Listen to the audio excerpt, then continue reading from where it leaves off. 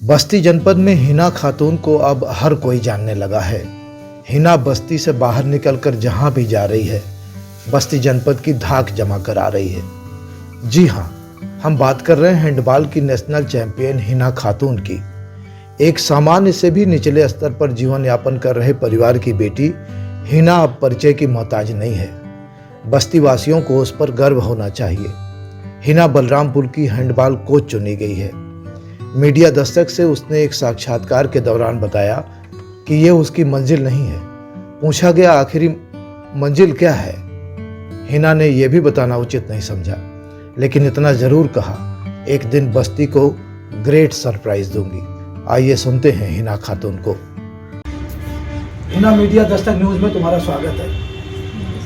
और पता चला है कि बलरामपुर में तुम हैंडबॉल की कोच चुनी गई हो, तो इसलिए हमने सोचा हमारे दर्शकों को कुछ ऐसी चीज़ें बताओ अपने बारे में जिससे लोगों को सबक भी मिले और लोग भी तुम्हारे नक्शे कदम पर आगे बढ़ें। तो एक बार फिर हमारे स्टूडियो में आपका स्वागत है। आप इस सफलता के लिए आप कब से प्रयास कर रहे हैं और खेल की दुनिया में कब से हैं आप? सर, मैं 2011 से हूँ खेल में। मैं GGIC की स्टूडेंट रही हूँ 2009 से। वहाँ पे 9th क्लास से एडमिशन लिया था और वहीं से मैंने खेल की स्टार्टिंग की। और हमारे ग्राउंड पे ही कुछ सीनियर थे जो हमें आए थे, कॉलेज से लेकर गए थे, बताएं ये खेल में आना चाहिए आप लोगों को। तो वहीं से फिर हम लोगों ने स्टेडियम ज्वाइन किया। क्योंकि मेरा घर बहुत दूर था स्टेडियम से, 14 किलोमीटर समथिंग आना जाना लग जाता है, और तो आना जाना था, वहीं से स्टार्ट किया। तो ये पढ़ते हुए बहुत कम, मतलब माध्यमिक कक्षा में भी जो है 8वीं 9वीं में ही इंटरेस्ट स्पोर्ट के प्रति जाग गया। ये खुद की प्रेरणा थी या कोई ऐसा कारण था जिसके नाते स्पोर्ट्स को सेलेक्ट किया?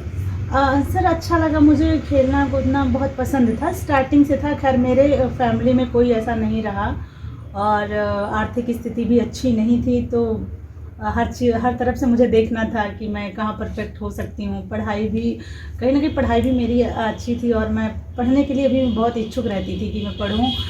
बट खेल में क्या था कि ज़्यादा रुचि थी, किसी को देखते थे उसी सेगमेंट में आगे। हाँ, स्टार्टिंग में हमारे बगल में एक लोग थे, वो पोस्ट ऑफिस में कुछ थे। तो उन्होंने मुझे बचपन से ही बोला, मतलब मैं बहुत छोटी थी तभी वो बोलते थे थोड़ा दौड़ा उड़ा करो। तो मैं अपने यहाँ पॉलिटेक्निक की जो सड़कें थी वहाँ बहुत पथरीली जगह थी। खैर मेरे पास शूज वगैरह की व्यवस्था तो नहीं थी, लेकिन फिर भी मैं उस पर दौड़ती थी। अच्छा, जब इस खेल सेगमेंट को आपने स्पोर्ट को सेलेक्ट किया और इसमें आगे बढ़ने लगे, तो आपको सपोर्ट कैसा मिला और किस तरह का ज़्यादा सपोर्ट मिला? सर, खैर स्टार्टिंग से तो कोई सपोर्ट नहीं मिला मुझे। और मैं आपको बता दूं कि मुझे आने जाने के लिए मेरे पास साइकिल तक नहीं थी।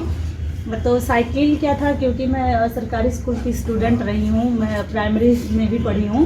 तो प्राइमरी स्कूल में जहाँ मैं पढ़ती थी वहाँ भी उसी टाइम एक नियम आया था जिसमें बच्चों को साइकिल दे दी जाती थी। लेकिन वो साइकिलें क्या थी, 6 मंथ के लिए दिए जाते थे।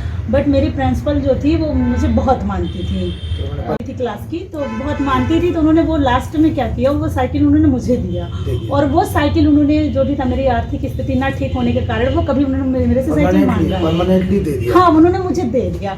उसी साइकिल से मैं 2014 तक 15 तक वो नहीं सॉरी, वो साइकिल से मैंने 2012 तक अप डाउन किया। 2012 में मुझे मायावती सरकार थी, तो उस सरकार में जब इंटर पास हुए तब मुझे साइकिल और पैसे मिले। फिर उस साइकिल को मैंने 2018-17 तक यूज़ किया। फिर 2017 में जब अरविंद कुमार सिंह सर आए थे, तब उन्होंने जब मुझे प्रोत्साहन समिति की तरफ से जब उन्होंने मुझे प्रोत्साहित किया था, नेशनल में मेडल जिलाधिकारी अरविंद कुमार जी, वो सर आए हुए थे और हमारे बोनकर सर थे, तो उन्होंने काफ़ी सपोर्ट किया। और वही बोनकर सर हमारे जब क्रीड़ा अधिकारी हमारे थे, उन्होंने सपोर्ट किया। और सर अरविंद कुमार सर ने हमें सपोर्ट किया। तो उसी टाइम हमें यहाँ से बस्ती में सानू भाई हैं मीडिया के, उन्होंने मुझे साइकिल गिफ्ट किया था, हिंदुस्तान के द्वारा उधर दिए थे। तो फिर उस साइकिल मैंने यूज किया। आज तक का ये रिकॉर्ड है कि मुझे साइकिल नहीं लेनी पड़ी, क्योंकि मेरी स्थिति भी नहीं थी और मैं ले भी नहीं सकती थी। पर भगवान कहता है ना कि आप संघर्ष करिए, वो रास्ता दिखा देता है। वही मेरे साथ रहा। मैंने जब भी जो भी चाहा, मेरी इच्छा रहती थी कि मुझे पढ़ना है, पैसे नहीं होते थे, कुछ नहीं होता था, लेकिन अगर मैं सोच लेती थी कि नहीं मुझे ये काम करना है, तो पता नहीं कहाँ से वो कैसे हो जाता था। हाँ, मैं मतलब ऐसा हो जाता था। यानी कोच का और क्रीड़ा अधिकारी का, हाँ, और समाज का, सभी का। हमारे पहले कोच थे अनुराग सर, और हमारे अभी फिलहाल में जो हमारे सचिव हैं अजय सर, वो भी बच्चों का बहुत सपोर्ट करते हैं, खिलाते हैं, मतलब ले जाना टीम वगैरह। हाँ, उन्हीं के अंडर में हैंडबॉल के बच्चे खेलते हैं। हमारे स्पोर्ट अफसर जब आए थे बोनकर सर, तो वहाँ से मुझे बहुत हेल्प। अभी हिना हमको ये पता चला है, अभी ताज़ा मामला ये है, हमें पता चला है कि आप मुरादाबाद गए थे और हैंडबॉल की टीम की ओर से गए थे और धमाका करके आए। हमारे दर्शकों को बताइए कि वहाँ आपने क्या किया और किस तरह का विनर आप बनी। सर, हमारी बस्ती की टीम गई थी, और वैसे भी बस्ती की टीम हमारी हैंडबॉल में उधर लगातार 6-7 साल तक चैंपियन भी रही है।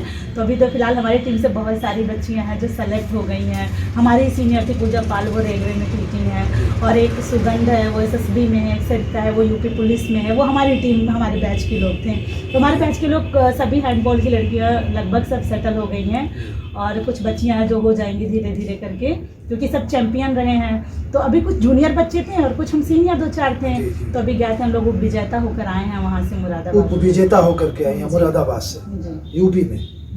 बहुत सारी टीमें वहाँ यूपी की पूरे जितने जिले हैं सभी से जगह से टीम आती है। खातून को जाता है? नहीं, हमारी पूरी टीम को जाता है। पूरी टीम को जाता है। Thank you.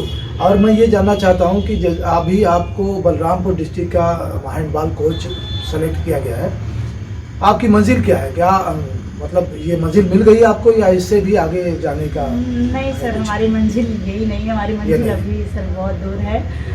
और क्या बनना चाहते हैं? प्रयास करूँगी सर, ये मैं अभी नहीं बताऊंगी मैं क्या बनना चाहती हूँ। मैं चाहती हूँ कि आप लोग के लिए सरप्राइज़ हो, और नेक्स्ट टाइम जब मैं आपके सामने इंटरव्यू दे रही हूँ और लोग सस्पेंस में भी रहे, वो जानना चाहें कि मैं क्या बनना चाहती हूँ, तो मैं चाह रही हूँ कि मैं बन के आऊँ और तब मैं बताऊंगी। वो सबके लिए सरप्राइज़ है। तो साथियों, बहुत सारा सस्पेंस हिना खातून की लाइफ में अभी कायम रहेगा, और अगले इंटरव्यू में इन्होंने बहुत सारे राज और अपने मकसद, अपना लक्ष्य बताने के लिए आपसे कहा है। आखिरी सवाल हिना, मैं ये जानना चाहता हूँ कि आप का आदर्श कौन है? जैसे आपने स्पोर्ट्स सेगमेंट को सेलेक्ट किया है, हमारे दर्शकों को 2 चीज़ें बताइए। एक तो आपका आदर्श कौन है, और आपकी पढ़ाई अभी कहाँ तक चल रही है, क्या चल रहा है?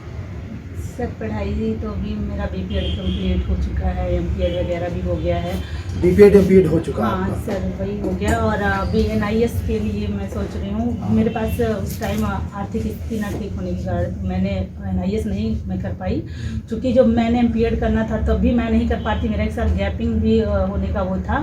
तो हमारे टीचर्स जो थे उन लोगों ने मेरी काफ़ी हेल्प की, नहीं आप पढ़ो करके उन्होंने मेरा एडमिशन भी करा दिया। तो इंस्टॉलमेंट में करके पैसे जमा किया गया, तो फिर वो हो गया MPED। लेकिन अभी NIS के लिए सोच रही हूँ, बट आगे देखूंगी, अगर अच्छी रही स्थिति तो करूँगी। अभी फिलहाल अभी तो मैं कोचिंग। अपना आदर्श बताइए हिना। सर, आदर्श मेरे लिए क्या बताऊँ? किसको? मेरा आदर्श सर मेरी स्थिति रही, वही मुझे मजबूत बनाया। जो परिस्थितियाँ आप किसको देख के आगे बढ़ रहे हैं स्पोर्ट की दुनिया में? किसको आप अपना वो मानते हैं, मेंटर मानते हैं, या किसकी नकल करके, या किसके नक्शे कदम पर आगे बढ़ना चाहते हैं? सानिया मिर्जा या कोई ऐसा स्पोर्ट का नाम हो जिसको बताइए, जो आपका प्रेरणा स्रोत हो। सर, हमारे स्पोर्ट्स में तो लगभग जितने लोगों की मैं कहानी पढ़ती हूँ सबकी हमारे जैसी सभी से प्रेरित है। हाँ, मैं सभी से प्रेरित हूँ। जैसे हिमा दास हो गई, अभी ये छन्नू बाई हो गई, इनकी भी स्थिति बहुत कठिनदायक रही। अक्सर मैं इन सबकी पढ़ती रहती हूँ, सबकी मुश्किलों से ही घिरी है, और खिलाड़ी उभर के भी वहीं से आते हैं मुश्किलों से। अभी तक जो भी हमारे नीचे खिलाड़ी और भी हैं, जो भी हमारे जूनियर बच्चे हैं, और बहुत सारे मैंने खिलाड़ियों से जिनको भी देखती हूँ, अधिकतर सभी ऐसे ही स्थितियों से आते। तो मैं तो सभी से निवेदन करूंगी, आपको जो भी खिलाड़ी मिले प्लीज़ थोड़ा सा सम्मान दें, थोड़ी सी उनके लिए।